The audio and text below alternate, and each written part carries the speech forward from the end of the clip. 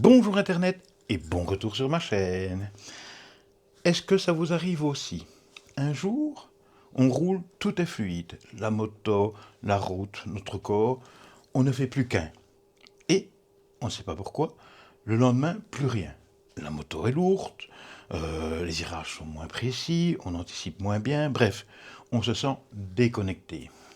Et justement, aujourd'hui, on parle de la fameuse perte de sensation à moto. C'est un truc qui touche tous les motards, même les plus expérimentés, comme Johan Zarco suite au MotoGP du Mans, qui m'a inspiré ce sujet.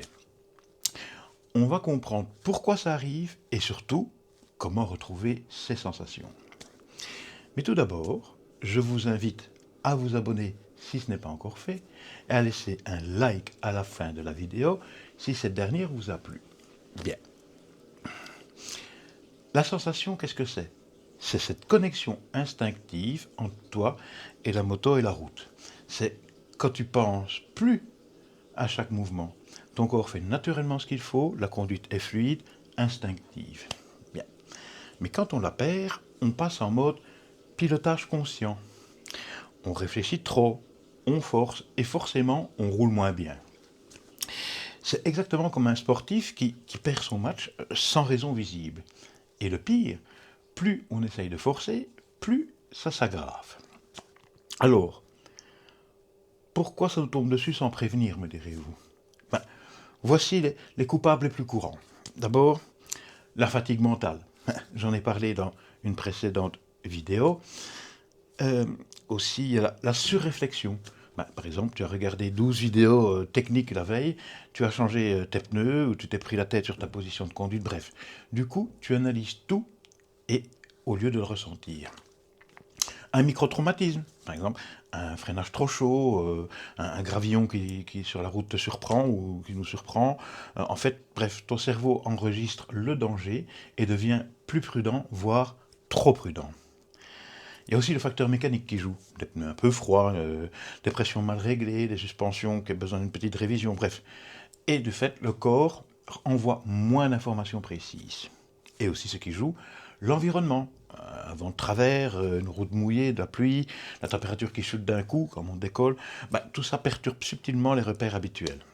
Mais heureusement, ça revient presque toujours. Voici ce qui marche vraiment. Alors, premièrement, faire une pause totale de 2-3 jours, sans moto. Parfois, ça suffit à faire un reset du cerveau. Ensuite, il faut revenir aux bases. Et pour ça, tu fais une petite sortie sur une route que tu connais. Un rythme tranquille, sans chercher la performance, juste ressentir. Un petit exercice efficace, tu roules une demi-heure, plus ou moins, en te concentrant uniquement sur ta respiration, ou bien la pression des mains sur ton guidon. Rien d'autre, pas autre chose. Dans certains cas, changer de moto ou de route. C'est vrai que parfois un autre engin ou un itinéraire différent relance la machine. En fait, enfin aussi, pense à vérifier la moto. Pression des pneus, l'huile, tout. Bref, parfois un petit réglage peut tout changer aussi. Et bien sûr, travailler le mental. Visualiser la route avant d'aller rouler, ou même, pour ceux qui savent, quelques minutes de médiation. En conclusion, la perte de sensation, ce n'est pas une régression, non. C'est juste ton cerveau qui te dit « Hey, j'ai besoin d'un petit reset ». Tous les très bons motards passent par là régulièrement. Il faut l'accepter, ne pas forcer, et ça revient doucement. La sensation reviendra plus forte qu'avant, tu verras. Et dis-moi, toi aussi parfois tu passes par des moments pareils? N'hésite pas à me le laisser en commentaire. Voilà. Il ne me reste plus qu'à vous souhaiter un bon dimanche, ici je suis dimanche, et à vous souhaiter une très bonne semaine, et surtout n'oubliez pas les petits amis, ride safe, bye.